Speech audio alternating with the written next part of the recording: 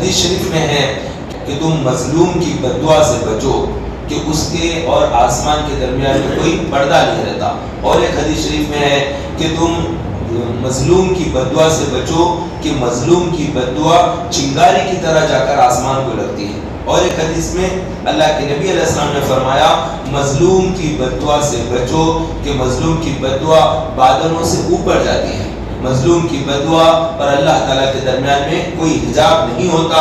اور اگرچہ کہ مظلوم کافر کیوں نہ ہو, کوئی مسلمان ہے, ظلم کرتا ہے اور بددعا لینے والا کافر ہے, تب بھی اللہ تعالیٰ اس کی بددعا کو قبول کرتا ہے.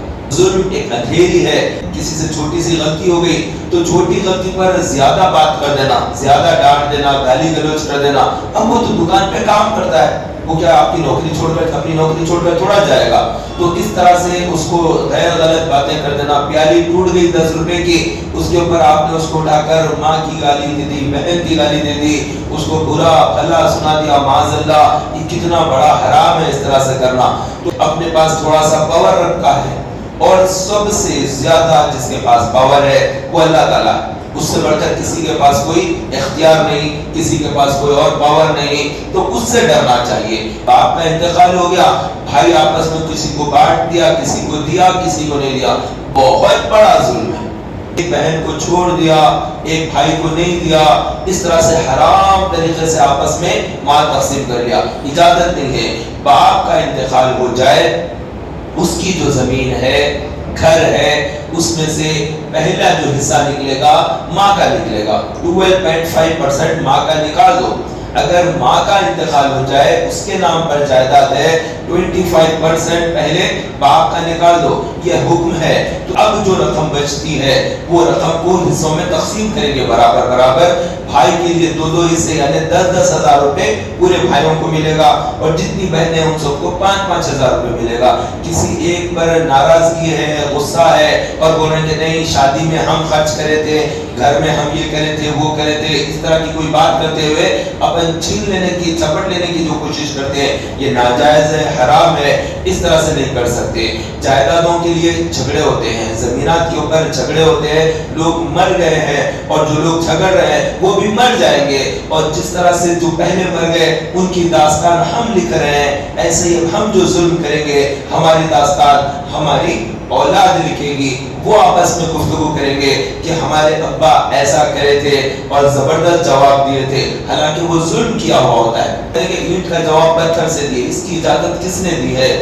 اینٹ کے جواب پتھر سے دینے کی تو اجازت نہیں ہے. تو اللہ کے نبی علیہ السلام نے فرمایا کہ جب تم پر زیادتی ہو تو تم اتنا ہی اس کے ساتھ بدلہ لو, اس سے زیادہ بدلہ نہیں لے سکتے. اس نے اگر 1 تھپڑ مارا ہے تو آپ اس کو 2 تھپڑ نہیں مار سکتے. میں اس کو ایسا زور سے ماروں گا کہ ناک سے خون بہ جائے, حالانکہ اس نے تو اتنا زور سے نہیں مارا تھا, اتنا زور سے اس کو پلٹا کر مار دیا, اور مارنے کے بعد بھی نہیں چھوڑا, 2-3 دوستوں کے ذریعے اس کے سر پھوڑ دیا. ارے اس کی غلطی تھی, اس کا دماغ خراب ہو گیا تھا, وہ غصے میں جھگڑا کرا تھا. لیکن اس کا یہ مطلب نہیں کہ اس کی غلطی پر آپ 4-4 آدمی جمع ہو کر مارے.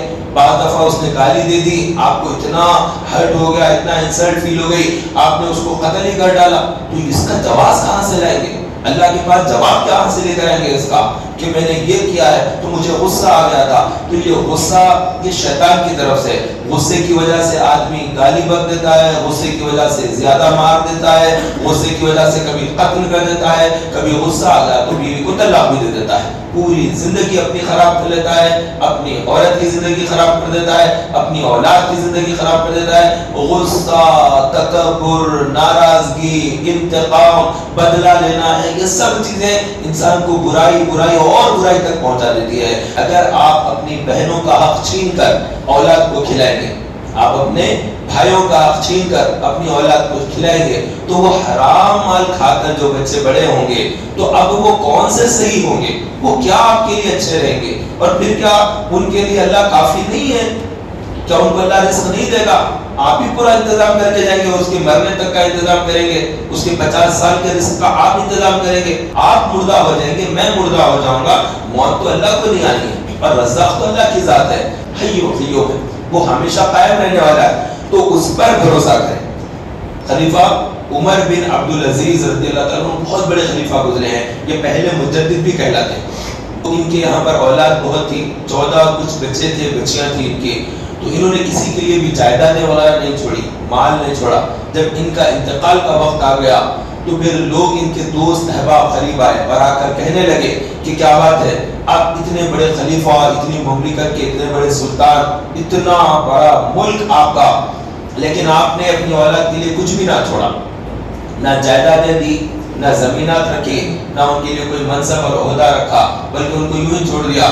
تو انہوں نے فرمایا کہ میں نے اپنی اولاد کو اللہ سے ڈرایا ہے، میں نے اپنی اولاد کو اخلاق سکھا دیے ہیں، اگر وہ بااخلاق رہتے ہیں اور وہ باکردار رہتے ہیں تو اللہ ان کے لیے کافی، اور اگر وہ جو چیز میں نے بتائی ہے، سکھائی ہے، اس پر عمل نہیں کرتے ہیں تو ایسوں کے لیے زمین جائیداد چھوڑنے سے فائدہ ہی کیا ہے۔ ایک بزرگ کو کسی نے کہا کہ آپ جو ہے اپنی اولاد کے لیے کچھ کیجئے، تو انہوں نے کہا کہ میں نے اپنے اولاد کو سورہ واقعہ یاد دلا دیا ہے، وہ کبھی بھوکے نہیں رہیں گے، اللہ کبھی انہیں بھوکا نہیں رکھے گا، کیونکہ اللہ کے نبی علیہ السلام نے ارشاد فرمایا سورہ واقعہ رزق میں وسعت کر دیتا ہے۔ تو جن کی دکانوں پر کام ٹھپ ہو جاتا ہے، انہیں چاہیے کہ وہ اپنی دکان کے اندر سورہ واقعہ پڑھیں،